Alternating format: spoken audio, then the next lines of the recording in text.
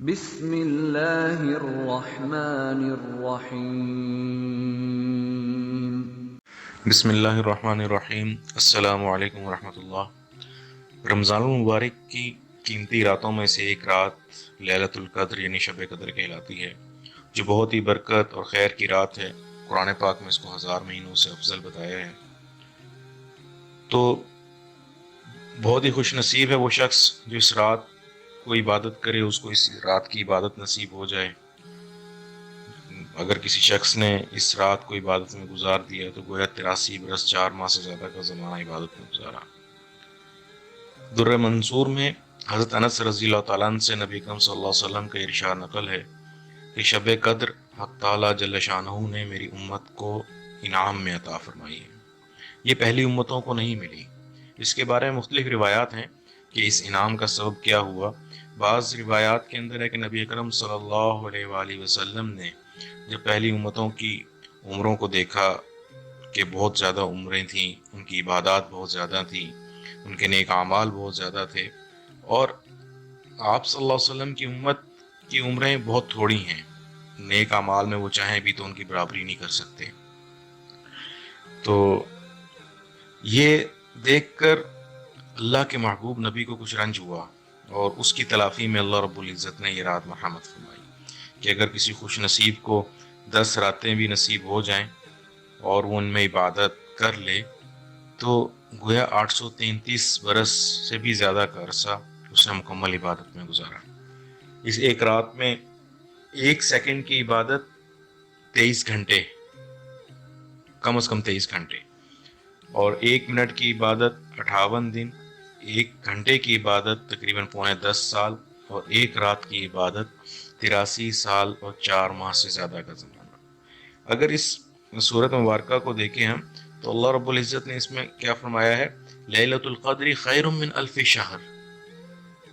یہ جو آپ کو بتایا کہ 1 سیکنڈ 23 گھنٹے کے برابر ہے، یہ تب ہے کہ اگر ہم اس ایک رات کو 1000 مہینوں کے برابر کاؤنٹ کریں، لیکن قرآن پاک میں اللہ رب العزت فرمانے خیر من الف شہر کہ 1000 مہینوں سے بھی زیادہ بہتر ہے۔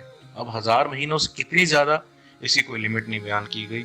تو اس ایک رات میں عبادت 1000 مہینوں سے زیادہ اس کا ثواب ہے، اور اس کی زیادتی کا بھی علم نہیں کہ کتنی زیادہ ہے۔ اور اس رات میں فرشتے اترتے ہیں۔ علامہ راضی رحمۃ اللہ علیہ لکھتے ہیں کہ اس رات میں فرشتوں کی جماعت حضرت جبرائیل علیہ السلام کی سربراہی میں اترتی ہے۔ حضرت جبرائیل تنزل الملائکۃ والروح، روح سے مراد یہاں پہ مختلف اقوال ہیں، لیکن راجح قول یہی ہے کہ حضرت جبرائیل علیہ السلام کے ساتھ فرشتے اترتے ہیں۔ سنن بہقی میں بھی حضرت انس رضی اللہ تعالیٰ عنہ کے واسطے سے نبی کریم صلی اللہ علیہ وسلم کا ارشاد منقول ہے کہ شب قدر میں حضرت جبرائیل علیہ السلام فرشتوں کے گروہ کے ساتھ اترتے ہیں۔ جس شخص کو بھی ذکر میں مشغول دیکھتے ہیں اس کے لیے رحمت کی دعا کرتے ہیں۔ تو اور اپنے باذن ربی من کل امر، اپنے رب کی طرف سے ہر امر خیر کو لے کے زمین کی طرف آتے ہیں۔ تو فرشتوں کا آنا اور عبادت کرنے والوں کے لیے کی عبادات کی مقبولیت کے لیے اللہ سے دعا کرنا بہت اہمیت کی بات ہے، بہت بڑا ایک عمل ہے۔ اور یہ رات یہ نہیں کہ چند کوئی خاص گھنٹہ ہے، بلکہ پوری رات ہی یہ لیلۃ القدر ہے، پوری رات ہی یہ شب قدر ہے، پوری رات ہی رحمت کی رات ہے۔ ترمذی میں ہے حضرت عائشہ رضی اللہ تعالیٰ عنہ نے ایک دفعہ نبی اکرم صلی اللہ علیہ وسلم سے پوچھا کہ یا رسول اللہ اگر مجھے شب قدر کا پتہ چل جائے تو میں کیا دعا مانگوں؟ آپ صلی اللہ علیہ وسلم نے فرمایا کہ اگر یہ دعا کرنا، اللہم انک عفو تحب العفو فاعف عنی۔ اس حدیث کی شرح میں مختلف محدثین نے لکھا ہے کہ ہمیں اس رات میں استغفار بھی زیادہ کرنا چاہیے، کہ اس رات میں دعا میں زیادہ مشغول ہوں، استغفار زیادہ کریں، عبادات سب کریں، لیکن استغفار اور دعا کی کثرت کرنی چاہیے۔ تو کچھ ایسی چیزیں ہیں اگر ہم ان کا اہتمام کر لیں، ممکن ہی نہیں ہے کہ کسی کی شب قدر فوت ہو جائے۔ چند اعمال میں آپ کی خدمت میں عرض کرتا ہوں، ان اعمال کو اگر کوئی انسان پابندی سے کر لے تو وہ 100% یقینی شب قدر کو ضرور پا لے گا۔ اور بہت آسانی سے، کچھ مشکل نہیں ہے اس کے اندر۔ اللہ رب العزت ہمیں اس پہ عمل کرنے کی توفیق عطا فرمائے۔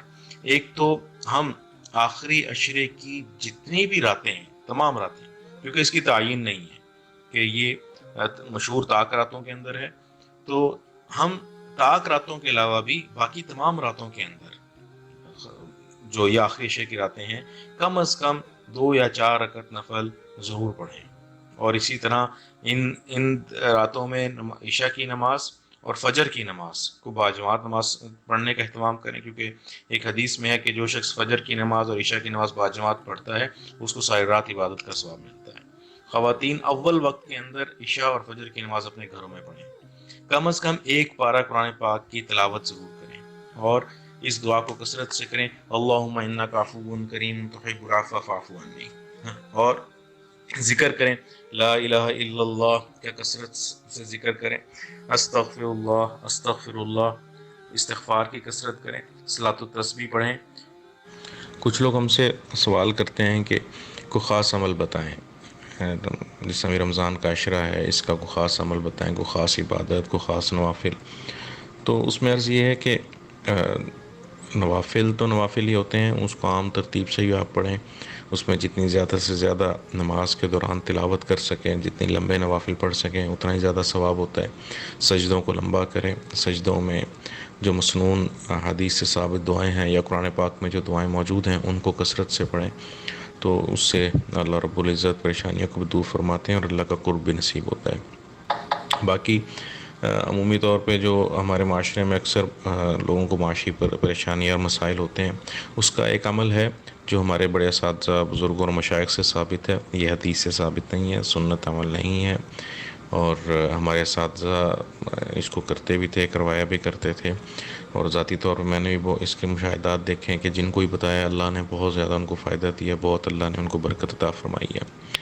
یہ عمل صرف طاق راتوں میں کرنا ہوتا ہے، یعنی 21ویں، 23ویں، 25ویں، 27ویں اور 29ویں رات کو۔ تو اس عمل کا طریقہ یہ ہوتا ہے کہ اول آخر 11 مرتبہ درود شریف پڑھیں گے، اور درمیان میں سورہ قدر یہ 200 مرتبہ پڑھیں گے، مکمل سورت کو، سورہ قدر کو 200 مرتبہ پڑھیں گے۔ اس میں کوشش کریں کہ عمل کی جگہ اور وقت ایک مقرر کر لیں، اور ان 5 طاق راتوں میں اس سورت کو 200 مرتبہ پڑھیں۔ جب یہ مکمل ہو جائیں گی 5 راتیں، 29ویں کے بعد آئندہ جو ہے اپنی زندگی میں، اپنی عام معمولات میں روزانہ 3 دفعہ اس سورت کو پڑھیں، تو انشاءاللہ آپ خود دیکھیں گے کہ اللہ رب العزت کتنی برکت عطا فرماتے ہیں۔ رزق میں جاب کی پریشانیاں، کاروباری مسائل، اور اسی طرح برکت کا نہ ہونا اور پتہ نہ چلنا کہ پیسے کہاں سے آئے، کہاں خرچ ہو گئے، اس طرح کے سارے معاملات جو ہیں اللہ کے فضل سے اس عمل کی برکت سے ٹھیک ہو جاتے ہیں۔